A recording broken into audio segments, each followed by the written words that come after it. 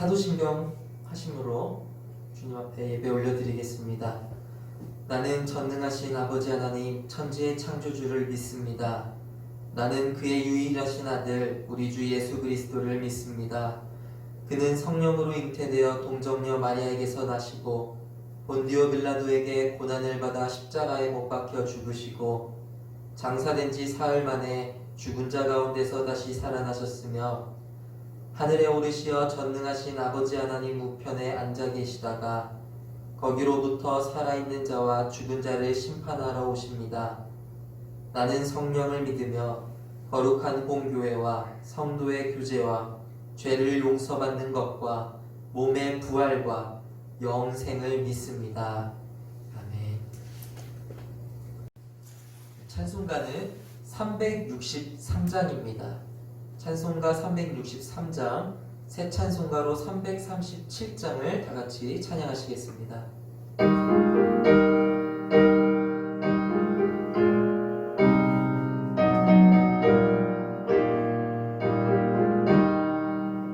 내 모든 시험 무거운 짐을 주 예수 앞에 아뢰이며 근심에 쌓인 날 돌아보사 내 근심 모두 맡으시네.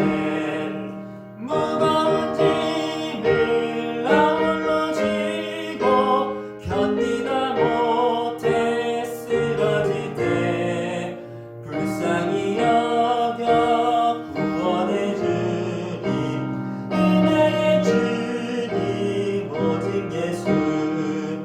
내 모든 괴로움 닥치는 환난 주 예수 앞에 아뢰이며 주께서 친히 날 구해 주사 넓으신 사랑 베푸시네. 무거운 짐을 나 홀로 지고 견디다 못해 쓰러질 때 불쌍히 여겨 구원해 주님, 은혜의 주님 오직 예수. 내 짐이 점점 무거워질 때 주 예수 앞에 아뢰이며 주께서 친히 날 구해 주사 내 대신 짐을 져주시네. 무거운 짐을 나 홀로 지고 견디다 못해 쓰러질 때 불쌍히 여겨 구원해 주님, 은혜의 주님 오직 예수. 마음의 시험 무서운 죄를 주 예수 앞에 아뢰이며 예수는 나의 능력이 되사 세상을 이길 힘 주시네. 무거운 짐을 나 홀로 지고 견디다 못해 쓰러질 때 불쌍히 여겨 구원해 주님, 은혜의 주님 오직 예수. 아멘. 오늘 하나님께서 우리에게 주신 말씀은 사무엘상입니다. 사무엘상 17장 38절로 40절의 말씀입니다. 제가 가진 성경으로는 구약성경 437쪽에 있습니다. 사무엘상 17장 38절로 40절 말씀입니다. 다 찾으신 줄로 알고 이 말씀을 다 같이 읽도록 하겠습니다. 읽겠습니다.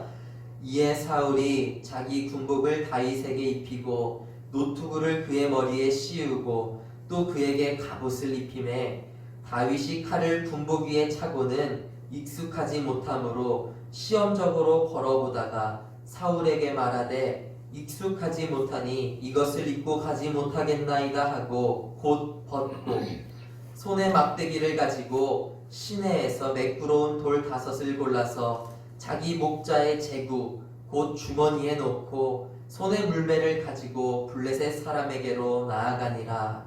아멘. 어느덧 봄이 되었습니다.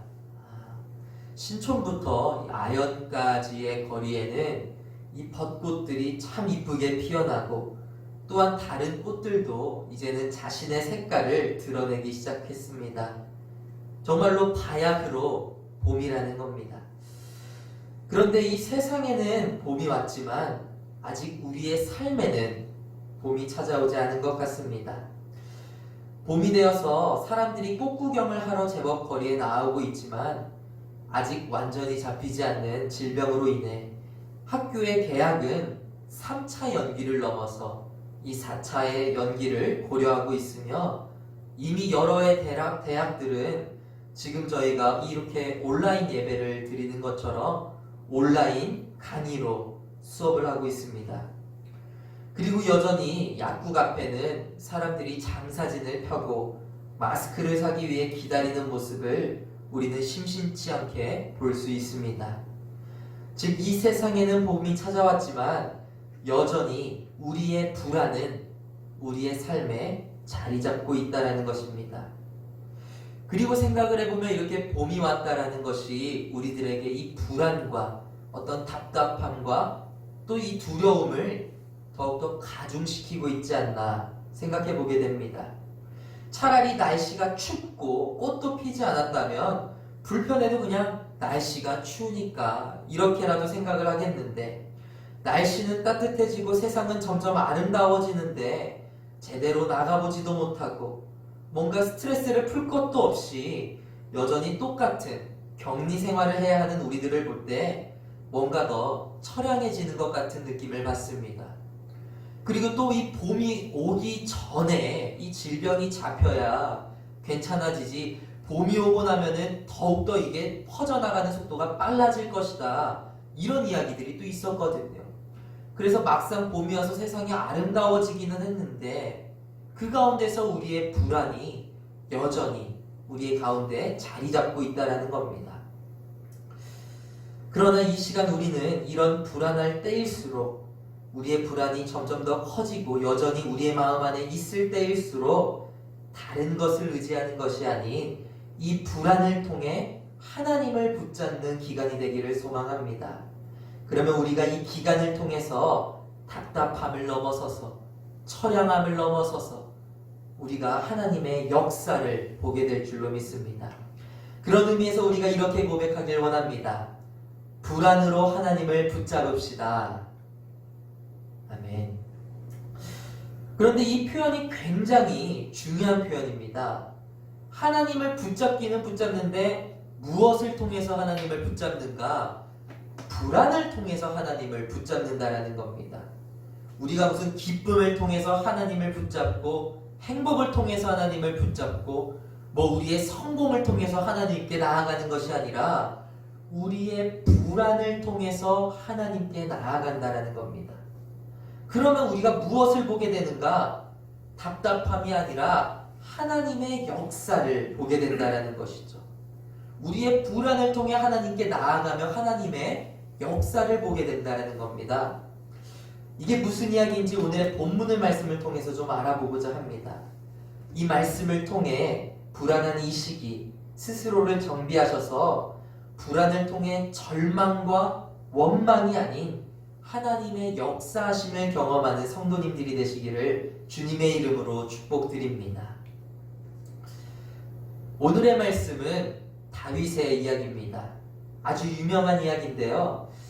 오늘의 이 말씀을 좀 이 성도님들의 머릿속으로 상상을 했으면 좋겠습니다. 상상을 한번 해보겠습니다. 한 소년이 있습니다. 머리가 붉은 소년입니다. 근데 이 소년이 시냇가에서 이렇게 돌을 줍고 있는 것이죠. 그래서 이제 이 사연이 도대체 무엇인가 너무 궁금해서 지금부터 저희가 그 사연을 아람으로 떠나는 여정을 가게 될 겁니다. 이 소년의 이름은 다윗입니다. 다윗은 이 강가에서, 시냇가에서 돌을 줍고 있는데 왜 이 소년이 지금 여기서 돌을 줍고 있는가? 이것을 알기 위해서는 우리가 조금 시간을 거슬러서 올라가야 됩니다. 사울이 이스라엘의 왕이었던 시절에 블레셋이라는 나라가 있었습니다. 사실 이 블레셋이라는 나라는 섬에서 시작했던 민족입니다. 섬에서부터 시작을 했던 민족인데 이 사람들이 섬에 있으니까 너무 답답하기도 하고 뭔가 더욱더 넓은 곳으로 진출하기를 원했습니다. 그래서 이 사람들이 대륙으로 진출을 하게 되는 것이죠. 그래서 이 사람들이 어디로 가게 되는가, 어디에 정착을 하게 되는가, 이스라엘의 서쪽에 있는 가자 지구에 정착을 하게 됩니다. 지금 이 지도에서 보이는 이 약간 살색으로 보이는 지역이 블레셋이 정착한 지역인데요. 이제 여기에서부터 이 대륙으로 진출할 꿈을 꾸게 되는 것이죠. 그런데 이 세력, 이 블레셋에는 아주 대단하고 중요한 기술이 한 가지가 있었습니다. 그 기술이 무엇이냐면 바로 철기 문명이었습니다. 철기 문명.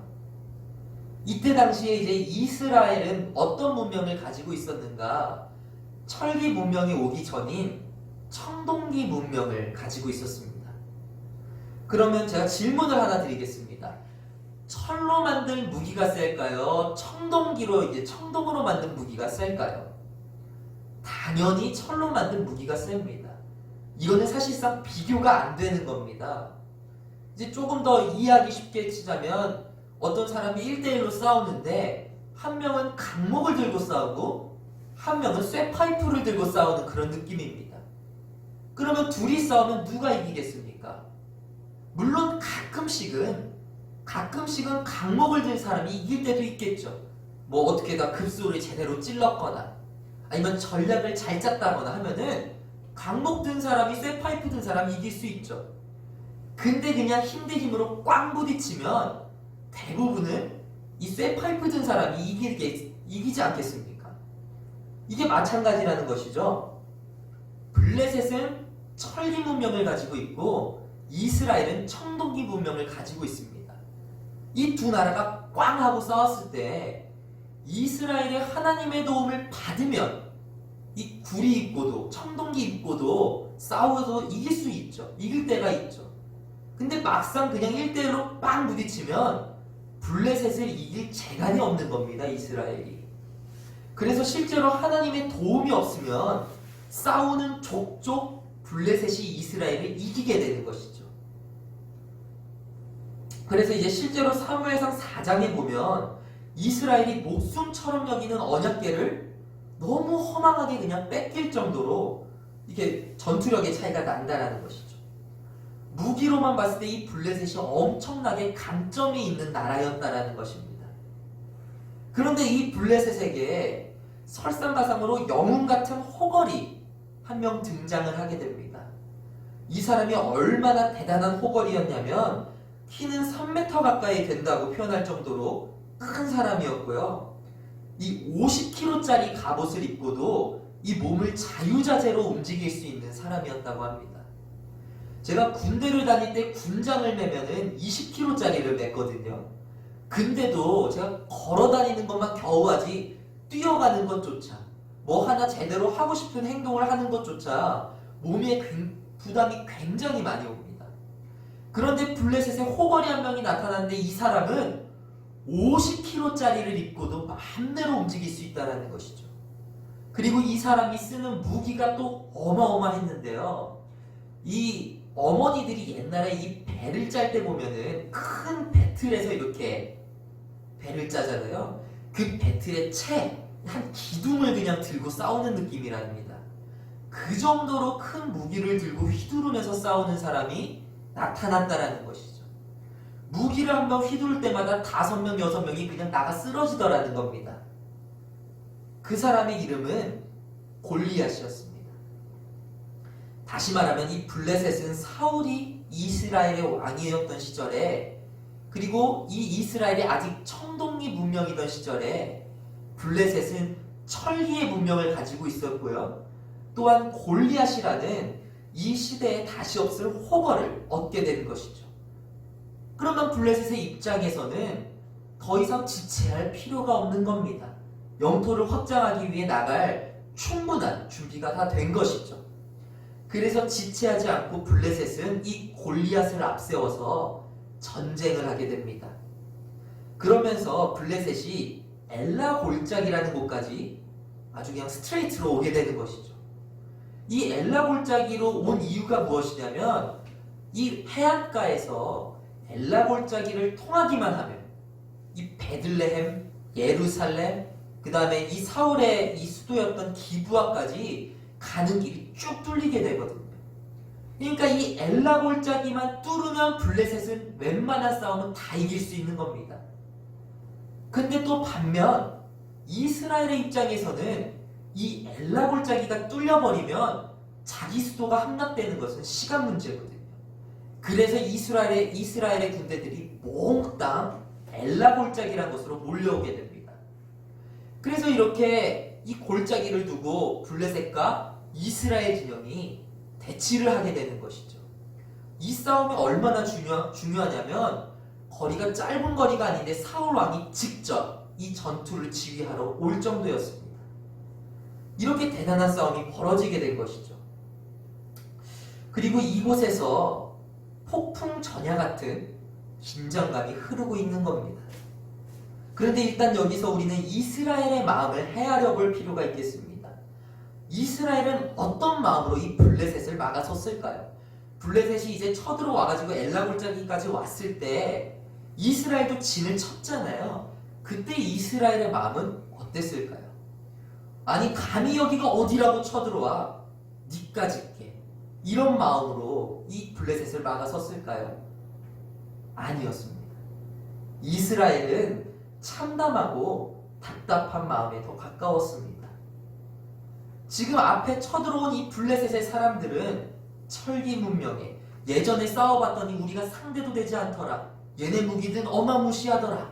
이것을 알고 있는 데다가 골리앗이라는 천하의 호걸이 선두 지휘를 하고 있는데 이 골리앗이 자기 나라를 욕해도 놀려도 열받아서 나가는 사람이 아무도 없는 겁니다. 도망가자니 여기가 뚫리기 시작하면 추풍 낙엽처럼 진짜 이 가을 바람에 떨어지는 낙엽처럼 다른 전투에서 이스라엘이 패배할 것이 너무 훤하기 때문에 도망갈 수도 없고 싸우자니 죽겠고 도망가겠자니 망하겠고 완전히 사면초가의 상황에 놓이게 된 것이죠. 이스라엘의 이 대치하고 있는 마음이 불안했다라는 겁니다. 그런데 이때 나타난 게 누구인가? 다윗이라는 소년이었습니다. 이 다윗은 전쟁을 하기 위해서 온 것은 아니었습니다. 그냥 심부름을 하러 온 것이었습니다. 그런데 이 소년이 어떻게 하는가? 모두 아시다시피 아니 저 할례 받지도 못한 골리앗이라는 자가 누구길래 우리를 이렇게 모욕하는가? 내가 가서 저 병사를 죽이고 오겠습니다. 저 골리앗 장군을 죽이고 오겠습니다. 제가 싸우겠습니다. 이렇게 말을 합니다. 그러니까 이제 사울에서 이스라엘의 입장에서는 꼴이 웃기게 된 겁니다. 이게 이 어른들 다 큰 어른들도 골리앗이 나왔을 때 누가 나가겠는가 했을 때 아무도 나오지 못했거든요. 근데 어린아이가 자기들보다 어린 나이가 나가서 싸우겠다고 하니까 이거를 내보내야 될지 말아야 될지 고민을 하다가 결국에는 내보내게 되는 것이죠. 그런데 이 다윗에게 그냥 나가면 너무 그냥 쉽게 죽을 것 같으니까 갑옷을 입혀주게 됩니다. 사울이 갑옷을 입혀주게 되는데 다윗이 그것을 입어보고는 좀 걸어보는 것이죠. 근데 이게 너무나 이게 거추장스러운 겁니다. 그래서 그거를 걸리적거린다고 벗어버리고 자신이 왔던 그 상태로 시냇가로 가게 되는 겁니다. 그래서 우리는 오늘 본문 말씀의 이 장면으로 되돌아오게 됩니다. 다윗이 시냇가에 서 있게 되는 것이죠. 시냇가에서 다윗이 매끄러운 돌들을 하나하나 고르고 있습니다. 전투에 나가기 위해 그 작은 몸으로 작은 손으로 돌들을 하나하나 만져가며 고르고 있습니다. 그런데 중요한 것은 이때 다윗의 마음은 어땠을까입니다. 우리가 이것을 생각해 보기를 원합니다. 사울에게 저 할례받지 못한 자가 어떻게 우리를 모욕할 수 있냐라고 당당하게 말했기 때문에 다윗은 이 돌을 고르면서 이 승리의 확신에 차서 이 돌들을 고르고 있었을까요? 와, 내가 드디어 이제 골리앗을 잡을 수 있겠구나. 하나님이 있으니까 나는 전혀 무섭지 않아. 아, 빨리 이기고 싶다. 아, 너무 설렌다. 이런 마음으로 돌을 골랐을까요? 막 부푼 마음으로 시냇가에 서 있었을까요? 저는 이 다윗이 불안했다고 봅니다. 비록 담대하게 자신이 골리앗을 쓰러뜨리겠다고 말했지만 정작 그의 실존은 불안을 가지고 시냇가에 홀로 서 있었다고 생각합니다. 아무리 하나님을 믿는다지만 자신은 어리고 앞에는 천리 문명과 맹장 골리앗이 버티고 있습니다. 그리고 우리 뒤편이 든든하면 모릅니다. 뒤편에는 누가 있습니까? 주눅 들어버린 이스라엘과 어린 소년을 전장으로 내보내는 사울 왕이 있을 뿐입니다. 그 사이에서 다윗이 어떤 심정이었을까요? 다윗은 불안이라는 커다란 바다에 홀로 내던져진 기분이었을 것입니다. 이기고 나서도 문제죠. 내가 이길 수 있다고 치겠습니다. 내가 골리앗을 잡았습니다. 근데 블레셋 사람들이 그 모습을 보고 열이 받아가지고 갑자기 일제히 달려오기 시작하는 겁니다. 그러면 그 전쟁은 이길 수 있을까? 사울 왕이 나를 버려두고 도망가진 않을까? 그래서 오히려 내가 골리앗을 잡고도 이스라엘 사람들이 다 도망쳐버리면 나의 죽음이 너무 허무하게 되지는 않을까? 수많은 생각이 들었을 것입니다. 다윗이 지금 서 있는 이 시냇가는 불안의 정점이라는 것이죠. 그런데 여기서 놀라운 상황이 펼쳐지기 시작합니다. 다윗은 여기서 불안함으로 하나님을 원망하거나 하나님께 불평하는 것이 아니라 하나님을 의지하기 시작했다라는 것이죠. 불안이 밀려올 때 하나님을 의심하거나 하나님을 원망하는 것이 아닌 다윗은 하나님을 더욱 의지하기 시작했다라는 것입니다. 저는 이 장면에서 제가 다윗이 되었다고 상상을 했을 때 다윗이 무엇을 생각했을까 상상을 해보고는 합니다. 다윗이 돌을 고를 때 무슨 생각을 하면서 돌을 골랐을까? 이 정도 크기면 골리앗을 잡을 수 있을까? 이건 너무 뾰족한가? 이건 너무 뭉툭한가? 이런 생각만 하면서 돌을 골랐을까? 저는 그렇게 생각하지 않습니다. 저는 이 돌을 하나하나 고르면서 다윗이 하나님 앞에 간절하게 기도했을 것이라고 봅니다. 하나님, 지금 이 상황을 보고 계실 줄로 압니다. 아시다시피 제가 지금 변변한 무기도 없이 저 골리앗과 싸우게 되었습니다. 제가 아무리 좋은 돌을 고른다고 한들 제가 이길 수 있겠습니까? 하나님 도와주세요. 도와주셔야 합니다. 제가 사람들에게 괜찮다고 말했지만 사실 저는 불안합니다. 이 불안함을 주님이 아시잖아요. 저를 도와주세요. 이렇게 기도했을 것 같습니다. 다윗이 하나님을 불안한 상황에서 더욱더 붙잡았다라는 겁니다.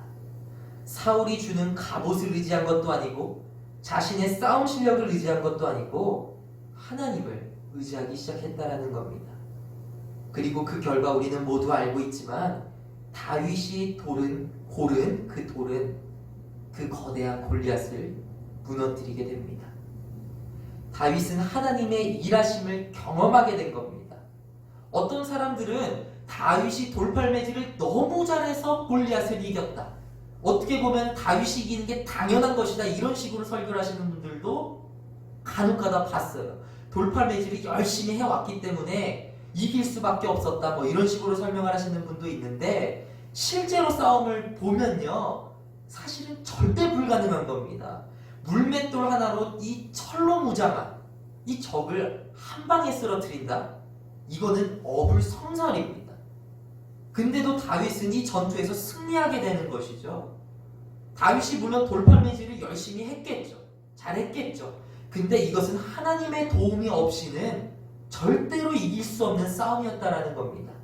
그것을 승리하게 되는 것이죠. 하나님의 일하심을 경험한 사건입니다. 다윗이 돌팔매질을 잘해서 한 명을 이긴 사건이 아니라 그 다윗을 도우신 하나님의 경험을 살펴볼 수 있는 사례라는 것이죠. 정리하자면 여기서 중요한 것은 다윗은 두려운 상황, 불안한 상황에서도 하나님을 의심하거나 하나님께 원망한 것이 아니라 더욱더 하나님을 붙잡았고, 이 불안을 통해 하나님을 붙잡은 결과 다윗은 하나님의 일하심을 직접 경험하게 되었다라는 겁니다. 그런 의미에서 우리가 오늘 이 시간 이렇게 고백하기를 원합니다. 불안으로 하나님을 붙잡읍시다. 불안으로 하나님을 붙잡는다는 것, 그리고 이 불안으로 인해 하나님의 일하심을 경험하게 된다는 것은 이 다윗의 이야기와 같은 게 아닐까 싶습니다. 오늘 본문 말씀에 보면 다윗이 이 사울이 주는 갑옷을 입다가 벗어버리거든요. 근데 다윗이 왜 그 갑옷을 입고 싶지 않았을까? 저라면 입고 싶었을 것 같거든요.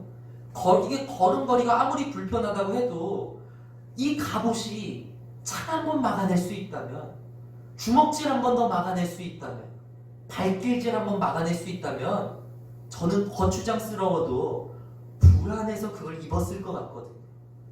근데 다윗은 그것을 입지 않는다라는 것이죠. 애초에 스스로 이 불안을 통해 갑옷을 의지하려는 것이 아니라, 어떤 다른 것을 의지하려는 것이 아니라 다윗은 하나님만을 붙잡겠다고 다짐했던 겁니다.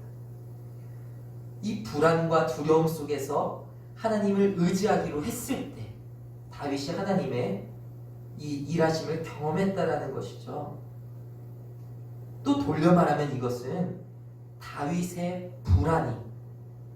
불안이 하나님의 일하심을 경험하는 통로가 되었다라는 것입니다.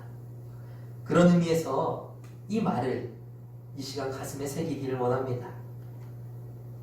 불안은 하나님을 만나는 통로가 됩니다. 사실 우리는 불안한 상황이나 두려운 상황을 맞닥뜨리게 되면 하나님의 전능하심을 먼저 의심하게 됩니다. 그것이 사람의 본성이죠. 아니, 하나님 왜 이런 상황이 벌쳐졌습니까? 제가 너무 불안합니다. 하나님 살아 계십니까? 물어보게 되는 것이 사람의 본성입니다. 그리고 그 다음으로 사람들이 하는 것은 의심과 원망입니다. 하나님 너무하신 거 아닙니까? 왜 이런 상황을 만들어 주셨습니까? 진짜 하나님 못 믿겠습니다. 이렇게 가는 것이 어떤 흐름이라는 것이죠. 그런데 반대로 생각하면 이 불안은 오히려 하나님의 일하심을 경험하는, 하나님의 전능성을 확인할 수 있는 공간이 될 수 있음을 우리는 깨달아야겠습니다. 그 어떤 것도 의지할 곳이 없을 때 우리에게 오는 불안, 그 불안이 오히려 우리에게 하나님을 붙잡을 수 있는 계기가 되고 하나님을 만날 수 있는 통로가 된다는 겁니다. 우리가 다시 이렇게 마지막으로 고백하겠습니다. 불안으로 하나님을 붙잡읍시다. 한 번 더 고백하겠습니다. 불안으로 하나님을 경험합시다. 네, 아멘. 말씀을 마치려고 합니다. 거리를 보면 꽃이 참 이쁘게 피었습니다. 하지만 때로는 이 아름다움이 역설적으로 우리에겐 더 답답함과 불안함을 주는 것 같습니다. 도대체 이 상황이 언제쯤 끝나게 될까? 봄이 오기 전에는 끝날 줄 알았는데 봄이 오고 나서도 이런 생활을 계속해야 한다니 더 불안할 수도 있겠습니다. 하지만 이 기간, 불안함으로 인해 하나님을 의심하게 되는 기간이 아니라 하나님을 더욱더 붙잡으심으로 진짜 하나님이 일하시는 모습을 경험하게 되는 기간이 되기를 소망합니다. 그래서 이 기간 중에 하나님을 포기하지 않고 의심하지 않고 이 불안을 통해 오히려 하나님을 붙잡으셔서 오늘의 불안이 내일의 기쁨이 되고 하나님의 일하심을 경험하게 되는 기간이 되기를 간절히 소망합니다. 기도하시겠습니다. 하나님 감사합니다. 오늘도 저희가 주님 앞에 예배드리고 있습니다. 저희가 앞으로 실제로 함께 모여 예배할 날이 얼마 남지 않았습니다. 그 가운데 우리가 끝까지 주님을 붙잡고 또 이 가운데서 그냥 붙잡으면서 버티는 기간이 아니라 우리에게 일하시는 하나님을 경험하는 기간 될 수 있도록 주님 우리들의 삶을 붙잡아 주시옵소서. 주님께서 붙잡아 주실 줄로 믿습니다. 감사드리오며 예수님의 이름으로 기도드립니다. 아멘. 우리 다 함께 주기도문 하시겠습니다. 하늘에 계신 우리 아버지, 아버지의 이름을 거룩하게 하시며 아버지의 나라가 오게 하시며 아버지의 뜻이 하늘에서와 같이 땅에서도 이루어지게 하소서. 오늘 우리에게 일용할 양식을 주시고 우리가 우리에게 잘못한 사람을 용서하여 준 것 같이 우리 죄를 용서하여 주시고 우리를 시험에 빠지지 않게 하시고 악에서 구하소서. 나라와 권능과 영광이 영원히 아버지의 것입니다.